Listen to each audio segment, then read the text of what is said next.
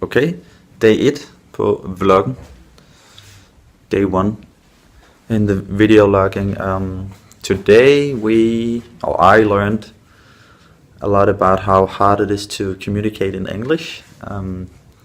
Just simple words and terms we usually do in Danish are difficult to make understandable, and also the other way around, understanding what people are trying to say. Generally, how broad a subject embodiment is. It seems kind of, I don't know, it's kind of difficult to understand at this moment, but I think I got a better, more clear idea in regards to what it actually is we're gonna be taught. Okay, so let's see. For the first day of class, we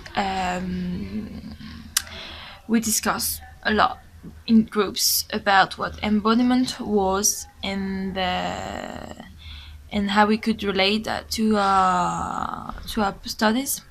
So it was really interesting to know more about embodiment and what it means.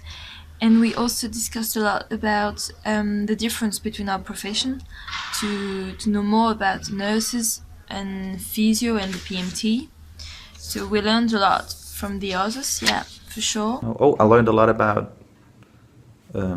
how different PMT is when compared to a physiotherapist. We had some keywords today that we had to give our different explanations to, and especially illness was very different in regards to how a PMT and a physiotherapist handled that word. Takeaway point: communication has been the main point of this first day. It's difficult, but we moved some boundaries and looking forward to becoming more comfortable using English. We learned a bit of Danish, so that was really nice to know more about the language, and if we could try to get better, that would be also very nice. So yeah, that was the first day.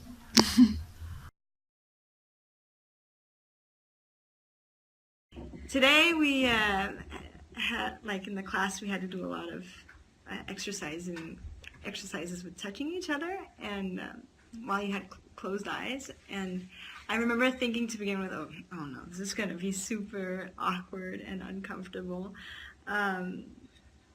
But it actually wasn't that bad when you were doing it and you knew who was doing it, and it was only like your foot, and you knew that they're just going to do your foot and they're just going to do your hand. But it was definitely like more intimidating when they started changing, and then we had to stand up, and people could just come over and do what they wanted to. And it, like, in some way it was better when you stand up, but in another way it was kind of uncomfortable because you could, like, people could come from behind as well, and you couldn't see who it was. So I definitely felt like challenged, but when we had to do the part where they weren't supposed to touch you, but just kind of like go by you really closely, that was just as weird as when they were touching you. Like, that was just as, like, in my space when they were completely close to you, up in your face, and you couldn't see them, but you could kind of feel the presence. So I thought that was very interesting. And in the same way it was uncomfortable, at the other, like, side of it, it was interesting. So, and also having to touch people, even though you could see who it was still kind of, when you didn't know them, a little bit different. We had to, some people were having their eyes closed, and were touching the hands of the others that had their eye open, and said that we could just feel what touching hands could mean, and could the impact on our body, because it's quite special to touch the hand of everyone just like that. And that was also very, very amazing also, because it's something we don't often do, and we didn't know each other very well at that time, so it was getting very close very quickly. Yeah, I like this exercise also. Did some other exercise where we had to trust a lot.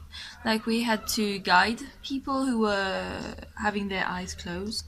So we really had to be focused and try to understand where the people wanted us to go when we had our eyes closed. So that was also an exercise that I liked, and that we often do also in France. For the studies, we've done that a lot. So it was nice to see it, to do it again, and to see how for some people who that was the first time for them, how hard it could be for them to just let it go. And because yeah, when you're not used to that, it's maybe not always very easy.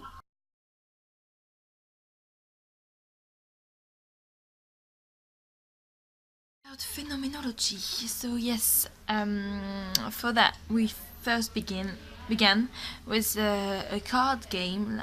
It wasn't really a game, but it was some cards where it was written some questions about things that could have happened in our life, and that we remembered, and we wanted to tell the person we were with in the group.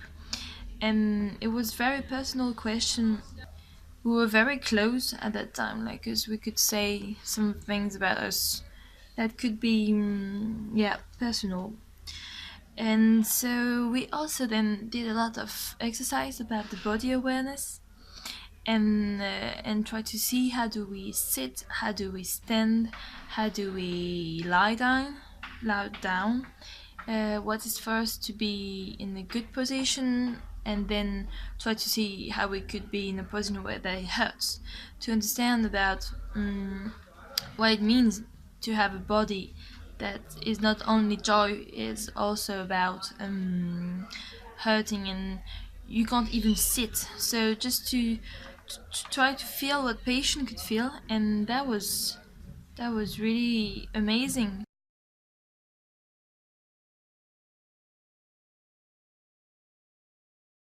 Mindfulness, and how mindfulness can have a positive effect on people, especially suffering from stress. How stress itself and not being calm in your mind can have an effect on your body. So mindfulness taught us some exercises on how to relax and how to have an open mind in regards to, for example, experiencing something completely new without judging it. We learned how to not block out our thoughts, but being present in the moment, really focusing on our breathing and getting some techniques for that.